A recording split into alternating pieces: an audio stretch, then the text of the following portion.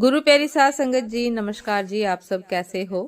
आशा करती हूँ बाबा जी के श्री चरणों में अरदास करती हूँ कि मालिक की कृपा से, निरंकार दातार की मेहरबानी से आप सब बहुत खुश होंगे, मौज बहार में होंगे और अवश्य ही भजन सिमरन में होंगे। साध संगत जी, मैं हाजिर हूँ आज आप सभी से एक बहुत ही खूबसूरत साखी साझा करने के लिए। एक विश्वासी साखी। उम्मीद करती हूँ ये साखी आप सभी को बहुत पसंद आएगी। तो साध संगत जी, चलिए आइए समय न गवाते हुए शुरू करते हैं जी। साध संगत जी, तन्विक नाम के एक विद्वान साधु थे जो दुनियादारी से दूर रहते थे। वह अपनी ईमानदारी, सेवा तथा ज्ञान के लिए प्रसिद्ध थे। एक बार वह पानी के जहाज से लंबी यात्रा पर निकले। उन्होंने यात्रा में खर्च के लिए पर्याप्त धन तथा एक हीरा संभाल के रख लिया। ये हीरा किसी राजा ने उन्हें उनकी ईमानदारी से प्रसन्न होकर भेंट किया था। सो वे उसे अपने पास न रखकर नयासर के राजा को देने जाने के लिए ही यात्रा कर रहे थे। यात्रा के दौरान साधु की पहचान दूसरे यात्रियों से हुई। वे उन्हें ज्ञान की बातें बताते गए। एक फकीर यात्री ने उन्हें नीचा दिखाने की मंशा से नजदीकियां बढ़ा ली। साध संगत जी, एक दिन बातों बातों में साधु ने उसे विश्वास पात्र समझकर हीरे की झलक भी दिखा दी। उस फकीर को और लालच आ गया। उसने उस हीरे को हथियाने की योजना बनाई। रात को जब साधु सो गया तो उसने उसके झोले तथा उसके वस्त्रों में हीरा ढूंढा, पर उसे नहीं मिला। अगले दिन उसने दोपहर की भोजन के समय साधु से कहा कि इतना कीमती हीरा है, आपने संभाल के रखा है कि नहीं? साधु ने अपने झोले से निकाल कर दिखाया कि देखो, ये इसमें रखा है। हीरा देखकर फकीर को बड़ी हैरानी हुई कि ये उसे कल रात को क्यों नहीं मिला। आज रात फिर प्रयास करूंगा। ये सोचकर उसने दिन काटा और सांझ होते ही तुरंत अपने कपड़े टाक कर, सामान रखकर, स्वास्थ्य ठीक नहीं है कहकर जल्दी सोने का नाटक किया। निश्चित समय पर संध्या पूजन अर्चना के पश्चात जब साधु कमरे में आए तो उन्होंने फकीर को सोता हुआ पाया। सोचा आज स्वास्थ्य ठीक नहीं है, इसलिए फकीर बिना इबादत किए जल्दी सो गया होगा। उन्होंने भी अपने कपड़े तथा झोला उतार कर टांग दिया और सो गए।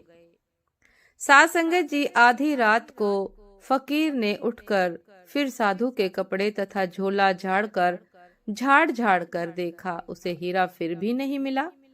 अगले दिन उदास मन से फकीर ने साधु से पूछा कि इतना कीमती हीरा संभाल कर तो रखा है ना? साधु बाबा, यहाँ बहुत से चोर हैं। साधु ने फिर अपनी पोटली खोलकर उसे हीरा दिखा दिया। अब हैरान परेशान फकीर के मन में जो प्रश्न था, उसने साधु से खुलकर कह दिया कि उसने साधु से पूछा कि मैं पिछली 2 रातों से आपके कपड़े तथा झोले में इस हीरे को ढूंढता हूँ, मगर मुझे नहीं मिलता। ऐसा क्यों? रात को यह हीरा कहाँ चला जाता है?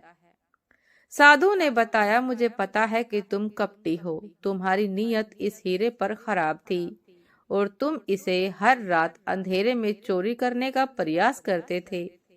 इसलिए पिछले 2 रातों से मैं अपना यह हीरा तुम्हारे ही कपड़ों में छुपा कर सो जाता था और प्रातः उठते ही तुम्हारे उठने से पहले इसे वापस निकाल लेता था। मेरा ज्ञान यह कहता है कि व्यक्ति अपने भीतर नहीं झांकता, नहीं ढूंढता, दूसरे में ही सब अवगुण तथा दोष देखता है। तुम भी अपने कपड़े नहीं टटोलते थे। फकीर के मन में यह बात सुनकर और ज्यादा ईर्ष्या और द्वेष उत्पन्न हो गया। वह मन ही मन साधु से बदला लेने की सोचने लगा। उसने सारी रात जागकर एक योजना बनाई। सुबह उसने जोर जोर से चिल्लाना शुरू कर दिया, हाय मैं मर गया, मेरा एक कीमती हीरा चोरी हो गया। वह रोने लगा। साध संगत जी, जहाज के कर्मचारियों ने कहा कि तुम घबराते क्यों हो? जिसने चोरी की होगी वह यही होगा। हम एक एक की तलाशी लेते हैं वह पकड़ा जाएगा। यात्रियों की तलाशी शुरू हुई। जब साधु बाबा की बारी आई तो जहाज के कर्मचारियों और यात्रियों ने उनसे कहा कि आपकी क्या तलाशी ली जाए, आप पर तो अविश्वास करना ही अधर्म है। यह सुनकर साधु बोले, नहीं, जिसका हीरा चोरी हुआ है उसके मन में शंका बनी रहेगी, इसलिए मेरी भी तलाशी ली जाए।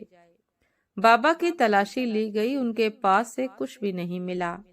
2 दिनों के बाद जब यात्रा खत्म हुई तो उसी फकीर ने उदास मन से साधु से पूछा कि बाबा, इस बार तो मैंने अपने कपड़े भी टटोले थे, हीरा तो आपके पास था, वो कहाँ गया? साधु ने मुस्कुराकर कहा, उसे मैंने बाहर पानी में फेंक दिया। साधु ने पूछा, तुम जानना चाहते हो क्यों? क्योंकि मैंने जीवन में 2 ही पुण्य कमाए थे, एक ईमानदारी और दूसरा लोगों का विश्वास। अगर मेरे पास से हीरा मिलता और मैं लोगों से कहता कि ये मेरा ही है, तो शायद सभी लोग साधु के पास हीरा होगा इस बात पर विश्वास नहीं करते। यदि मेरे भूतकाल के सत्कर्मों के कारण विश्वास कर भी लेते तो भी मेरी ईमानदारी और सत्यता पर कुछ लोगों का संशय बना ही रहता। मैं धन तथा हीरा तो गवा सकता हूँ नवनीत, लेकिन ईमानदारी और सत्य निष्ठा को खोना नहीं चाहता। यही मेरे पुण्य कर्म है जो मेरे साथ जाएंगे। उस फकीर ने साधु से माफी मांगी और उनके पैर पकड़कर रोने लगा। अंत में फकीर उनका शिष्य बनकर उनके अच्छे कर्मों को ग्रहण करने लगा। साथ संगत जी, ये थी आज की एक बहुत ही खूबसूरत साखी कि किसी का विश्वास तोड़ना कितना बुरा है, और यदि हमारे ऊपर किसी का विश्वास बन जाता है तो उसको बनाए रखना कितना मुश्किल है और आसान भी। साथ संगत जी, उम्मीद करती हूँ ये साखी आप सभी को बहुत पसंद आई होगी। यदि पसंद आई हो साथ संगत जी तो लाइक, कमेंट, शेयर करना ना भूलिएगा। चैनल पर जो भी नए हैं कृपा करके सब्सक्राइब कर लीजिएगा ताकि चैनल पर मिलने वाली सभी शब्द साखियों की अपडेट आप सभी को समय पर मिलती रहे। साथ संगत जी, आप हमें इंस्टाग्राम पर भी फॉलो कर सकते हैं। इंस्टाग्राम का लिंक डिस्क्रिप्शन बॉक्स में दिया गया है। तो साथ संगत जी, दासी को अभी आज्ञा दीजिए। आपसे फिर मुलाकात होती है एक नए शब्द साखी के साथ, एक नए विचार के साथ। तब तक के लिए नमस्कार जी। सदा खुश रहिए, मुस्कुराते रहिए, भजन सिमरन अवश्य करते रहिए। और साथ संगत जी, अपने जीवन को इस प्रकार जिए कि यदि कोई हम पर विश्वास करता है और हम अपनी जगह पर सत्य हैं, सही हैं, तो साथ संगत जी, मालिक हमारी सहायता अवश्य करते हैं। हमारे पुण्य कर्म हमारे साथ जाएंगे। सत्य निष्ठा से, ईमानदारी से हमें अपना जीवन जीना चाहिए। परमात्मा अवश्य सहायता करते हैं। नमस्कार जी।